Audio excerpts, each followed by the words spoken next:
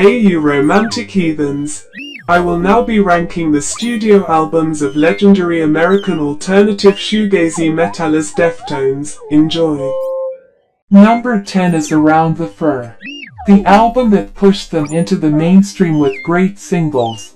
I personally feel that it's very dated and any uniqueness that was shown on their first album was streamlined to be more commercially accessible. Although it still was very unique to the nu metal sound at the time, it still came off a lot like a pastiche of the bands at the time. Also, while the singles are great, I do think there's a great bit of filler. The track I'd recommend is My Own Summer, Shove It. Number 9 is Gore, an album that fans really don't like, but I kind of see what they were trying to do with this one. I think if Koi no Yokan wasn't as critically praised, then this album might have been received a bit better. I do think there's some great moments on this album, but I can see some filler popping up throughout it now and then. Also, the production is a little rough throughout it. There is something I love about the album cover though. The track I'd recommend is Prayers, Triangles. Number 8 is their self-titled.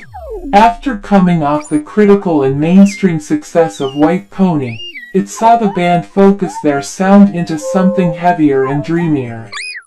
This album is that fine line between those two feelings, and the singles releases from it really show that.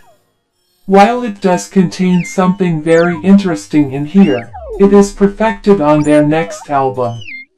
Chino Moreno's vocals on this album are very impressive though. The track I'd recommend is Hexagram. Number 7 is Ohms. A good step in the right direction after Gore. It sees the band starting to mature their sound into something more artistic sounding but still keeping their heavy impacts throughout. There's some almost proggy moments throughout some of the songs which they would expand upon in their next album. Not as gripping as their other albums, but I would admit it flows very well. The track I'd recommend is Genesis. Number 6 is Private Music. An album that is seen as a return to form for the band. I do feel it is just a tad overrated and overhyped. While it still is very good and expands a more focused, maturer sound, I don't think it holds a candle to what they've previously achieved. But I do think it's a great album to release for them so far into their career. The track I'd recommend is CXZ. Number 5 is Adrenaline, the band's debut album. It saw them come out of the gate with a very unique sound. A very odd mix of metal, hip-hop, post-punk and hardcore. It was a breath of fresh air in the metal and rock world. While it was labeled as nu metal, it wasn't exactly following the same cliches, being very obscure and odd compared to their contemporaries. The production is a bit rough, but I think there's something overly charming about this album. The track I'd recommend is 7 Words. Number 4 is Saturday Night Wrist.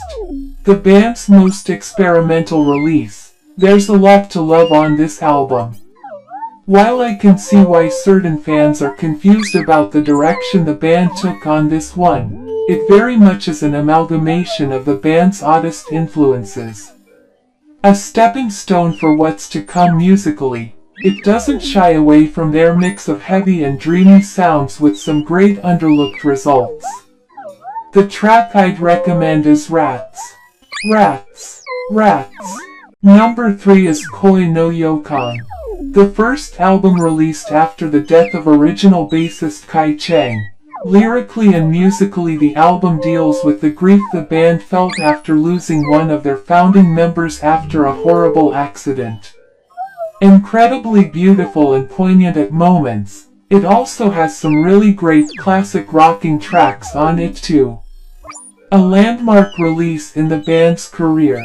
The track I'd recommend is Romantic Dreams. Number 2 is Diamond Eyes. The first album the band released after Kai Cheng's accident, which left him in a coma. It saw them shelve an album they were already working on called Eros and go back to the drawing board with new bassist Sergio Vera. Oddly enough, the turbulent times created one of the band's strongest releases. Stephen Carpenter started using 8-string guitars on this album, and that incredible force of his new detuned arsenal is like planets crushing into you. Very heavy, dreamlike, but also very catchy. It is one of the perfect examples of the band's overall sound. The track I'd recommend is Diamond Eyes. In my opinion, the best Deftones album is White Pony. Their most critically acclaimed and one of their most experimental releases. It saw them take a complete left turn from their nu metal sound to experiment with a lot of different colors, sounds and even genres to make something incredibly unique. When it's heavy, it's unbelievably heavy. When it's soft, it's incredibly beautiful. It saw a lot of different atmospheric colors being presented too, with Frank Delgado pushing his use of turntables into keys and sampling.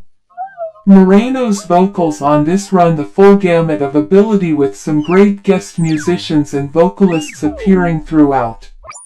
A landmark album that saw the band veer away from the nu metal sound they perfected and saw them become their own thing entirely, the true kings of arty alternative metal. The track I'd recommend is Elite. Thanks for watching. Rest in peace, Kai Chang. Recommend me another band to do this with.